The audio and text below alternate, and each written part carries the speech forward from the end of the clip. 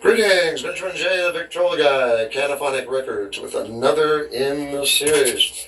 Well, doing a quick experiment with these labels that I printed.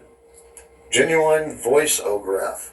Now, these came out actually quite good. They look absolutely authentic. Anyway, recording this on a 7-inch Lexan disc at 78 RPM, basically just replicating what these would probably sound like when they were actually being used. Anyway, it's just a quick recording, just a quick experiment. Forgive my pronunciation right now. I've just come from the dentist. I had 4 teeth removed today, getting ready for implants. So, it was stressful in the extreme. Anyway, came home, went to work on this, printed these labels. Like I said, I think they look quite good.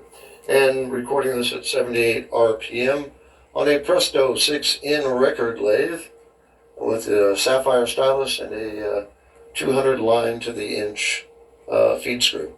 In any case, just a quick recording. As always, if you have any questions, feel free to drop me an email, TheVictrolaguy@gmail.com. And as always, thank you for watching.